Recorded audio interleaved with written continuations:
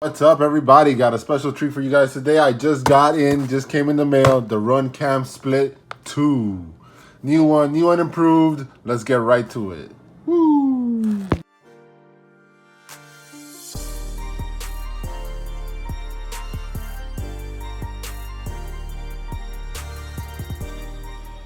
All right, sorry about the mess. I got a total mess over here. Let's just open this sucker right up. I'm pretty excited. I am a big fan of the Runcam Split. Not many people like the Runcam Split, but whatever. Here's just a quick clip of what the Runcam Split looks like. Please mind that I'm a pretty crappy flyer, and the lens has a lot of scratches in it already. So whatever. For now, I think all they have is in orange. I wanted it in black. As you can see, this is my Runcam Split one, and it's in black. I enjoy it in black, but what can I do? Do I have a knife around here? Yes. So many people had a little few issues with the Runcam Split 2. Some people were saying that there's a big box that comes out on the screen, which is not entirely true. It's a thin line, a thin square line, and it's see-through. So it's basically like looking at an OSD. I don't know what everybody was talking about, but you will not crash if you got a full SD card on the Runcam Split. They also mentioned online that people didn't like the on and off switch. I actually like it. When you plug in your quad, it does start to record automatically. But if you press the button, you can shut it off. For example, if you're doing any repairs on your quad, just turn it off. Just for anybody who cares, the Runcam Split 2 has a field of view of 130 degrees while you're looking through your goggles, and it's I guess and then it records at 165 degrees. It's 1080p, records at 1080p at 60 frames per second or 30 frames per second. You can decide whatever you want. And the voltage is a wide range. It's from 5 to 17 volts. So you can basically plug it into your 5-volt pad. If you have any space available, you can plug it into your 12-volt pad and it'll work just fine. Now, they're claiming that it's low latency. I'm not sure. They don't really specify a number or a value or anything like that. I'm not sure if it's any less than the Runcam Split original, but what can we do? But that's not what we're here to talk about. Here it is, the Runcam Split. It brings the board, the new Wi-Fi feature, this is what I really love. This is what I really wanted this for.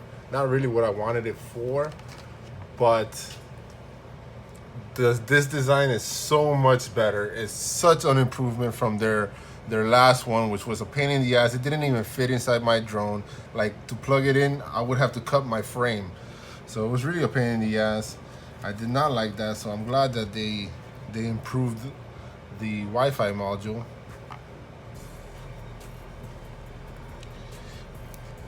Here it is, of course. Looks like every other Runcam out there, I guess. Sorry about my dirty hands, just got off of work. This is the board. What I don't like is I really hate this ribbon cable, or whatever you call it. I have broken like 3 of them. They're really sensitive. You have to be really careful with them, if not they break. And thank God that they usually bring 2 of them. They bring a short one and a long one, but I've always ended up using the long one. As you can see, this is the long one over here, because the short one just broke on me. Maybe it's my bad luck. Maybe it's me. I don't know. Anyways, let's put that to the side. So we got the module, we got the camera, we got the manual, and of course you got all the cables inside. So this is cool. They bring a new improvement. They call it the SD card protector. You're supposed to screw it on top of the board. Does it bring one already? Okay, so no, it doesn't bring it already. You have to put it on. You go like this, and it protects the SD card from flipping out in case you get into a crash. And so here it is. I'm going to be showing you guys how to install this on my Onmibus, and maybe just for shits and giggles, I'll try it on my on my Wizard 220. Okay, guys. So just to give you guys a little options on the different flight controllers. So let's get right to it.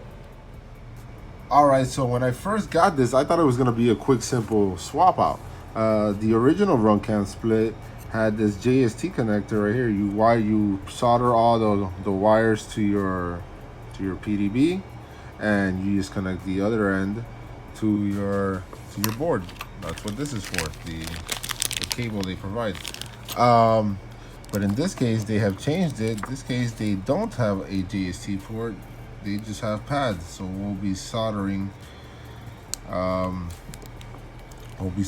onto the board, which I don't mind, but I actually would have preferred if they could find a way to solder this cable on instead of that cable, instead of this cable. So I thought it was going to be a little quick swap. I thought I was just going to be able to unplug this from the original one, plug it into the new Split 2, and that's it. But we'll be doing some soldering. Basically, all you have to do is just cut off this end. If you already have a Runcam Split, you just got to cut this off and solder it to the appropriate pad. But we'll be doing it all together just to show you guys how to do it. All right, so basically all cameras are the same. You're either going to connect them to the 5 volt or the 12 volt. There's many places you can use to plug in your cameras or your devices, but they do signify other places. Like your PDB most likely will have a camera pad and a VTX pad. In this case, I'm using a Maytech Mini Power Hub. So I get a better shot of this. Not sure if you can see it, but over here they have a 12 volt pad and a 5 volt pad, and then over here they have a VTX pad and a camera pad. Now, if your camera or VTX has some pads on the side that say 5 volts and 12 volts, you're gonna have to bridge them up to power up the camera, in this case, to whatever voltage you want it set to. So if I wanted 5 volts, I would bridge the bottom pad and the top pad under the 5 volts or the 12 volt pad. So basically, for example, let me see if you can see this. No, I don't think you can see it.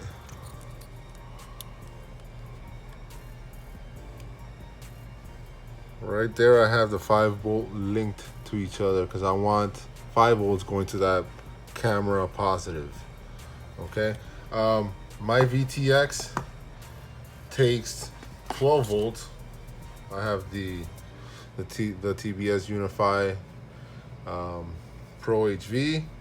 It goes from 7 to 12 volts. I personally like to have, if I have a 12 volt VTX, I put the camera on the 5 volt pad, and vice versa.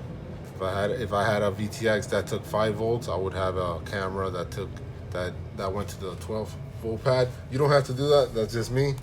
Anyways, let's get right to it. So basically, what we're going to be doing is getting the cable that came with your Runcam Split 2.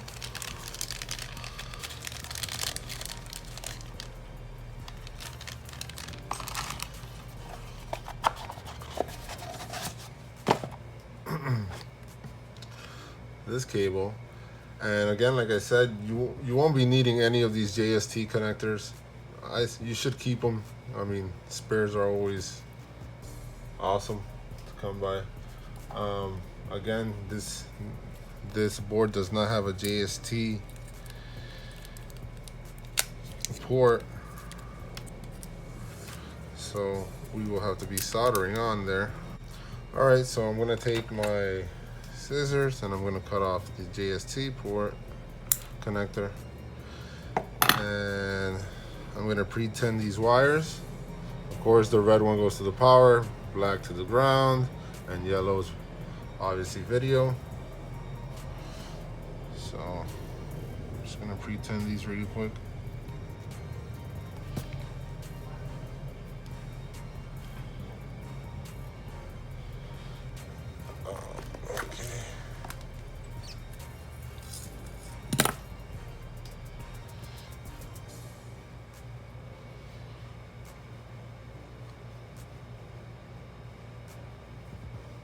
my case, I'm going to be connecting it to the 5-volt pad, or it's going to be the same pad, but I have it set for 5 volts. But if you want to run it on 12 volts, that's no problem. You're going to have no issues at all. So I'm going to grab the power, and I'm going to connect it to the positive lead of my camera section. So I'm basically going to connect it right there.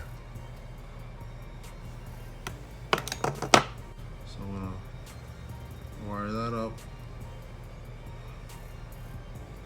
Oh.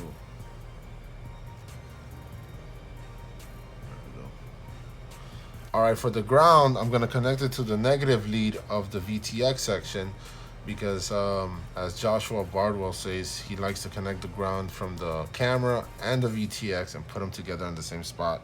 So I take the ground, I'm going to put it on the VTX. You don't have to do this, but this is better for a clearer image, apparently. But if you wanted to, you can just take the ground and connect it right next to the positive. Right there, you will have no problem, and it's just fine. But I'm going to put it on the VTX side. Just do that. Now, where your video cable gets connected to depends on whether you have an OSD or not. My flight controller, I have an Onmibus F4, does have an OSD, so I will be connecting it to the video in of the board. If you don't have an OSD on your card, all you will be doing is grabbing your yellow wire and grabbing the yellow wire of your, where is it? The yellow wire of your VTX, and you're going to be connecting them together. So you will take the yellow wire from your VTX, the yellow wire of the camera, and just solder them together. That fast, that simple. But I want my OSD, so I'm going to connect it directly to my board. Now, when you're working with this board, you have to be very careful with this cable. It's very sensitive. It breaks very easily, and if you're getting a black screen on your goggles, chances are that your cable is bad.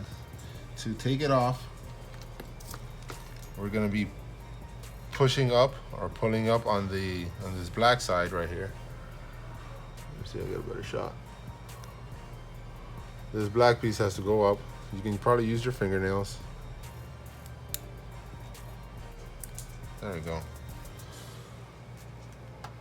So I'm going to put that off to the side so we can work with the board and not have to worry about damaging the cable.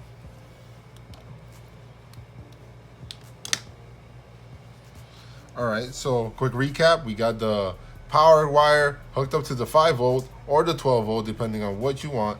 I got the black wire hooked up to the negative, and your video is going to straight to your VTX or your OSD. All right, so from here, we're gonna cut off this end and solder it to these pads. So you got your VCC, which is your 5 volts to 12 or 5 volts to 17 volts. Then you got the ground,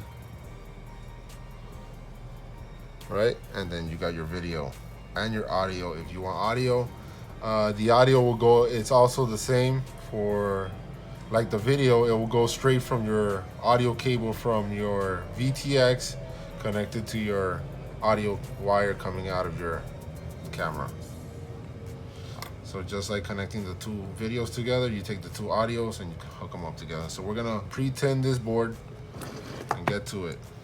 I'm gonna I don't use any flux or whatever the hell.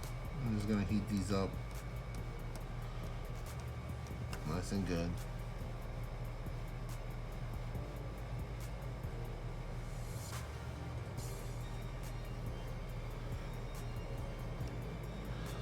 And that's it.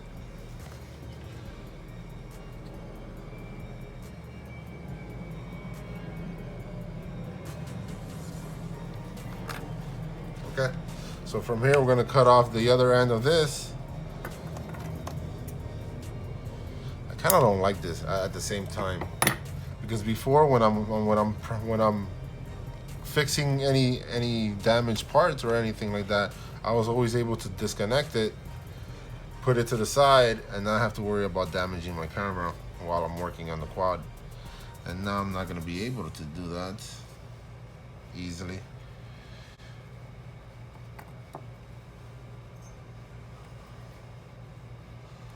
But whatever.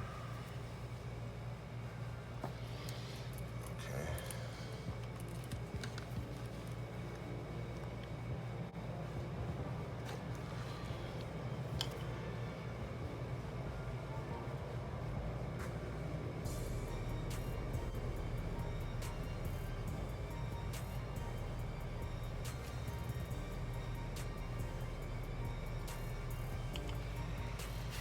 Okay.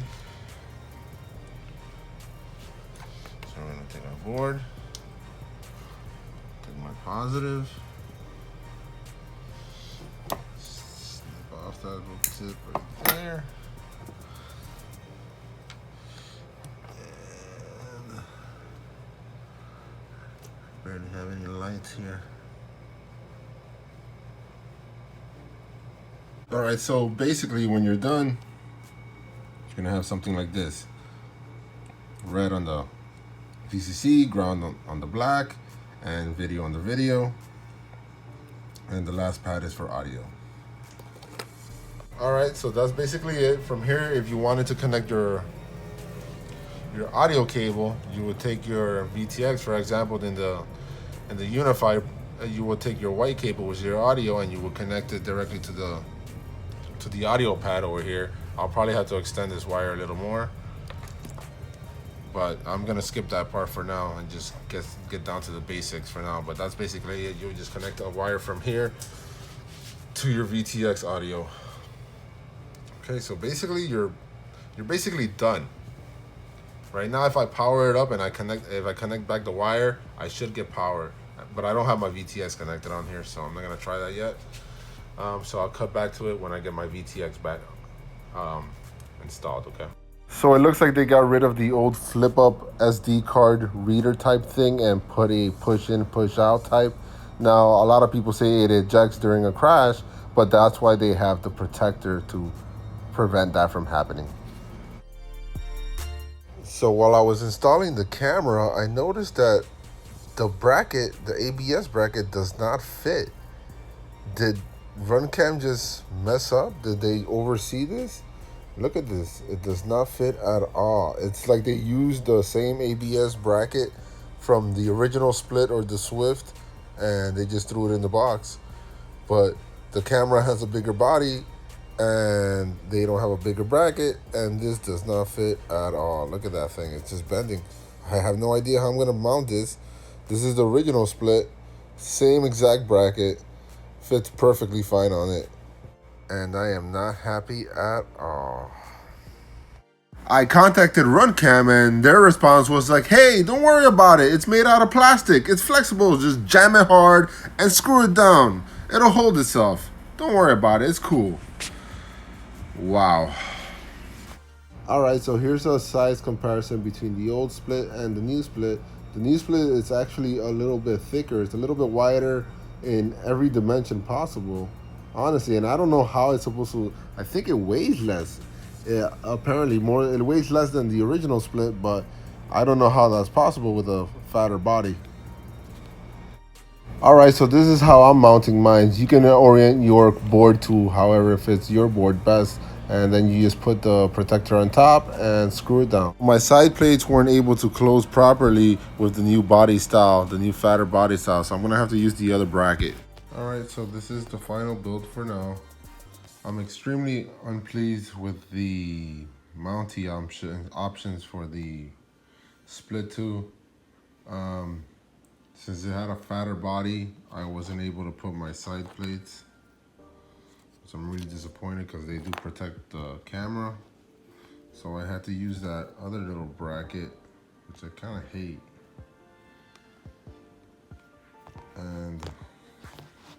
But whatever, we'll give it a try.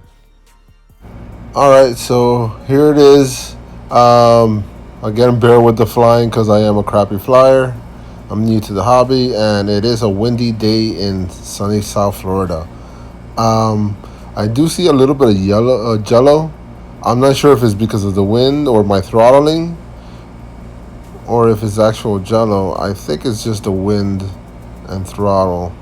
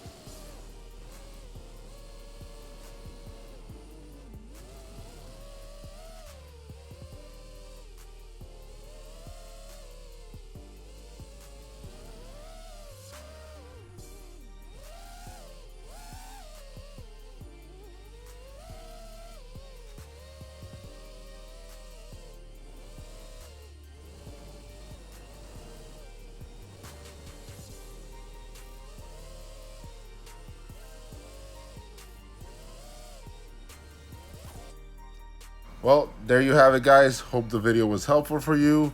I hope you were able to connect your split tool successfully. If you did not, you can contact me and I'll help you as soon as I can. All right, guys, peace out.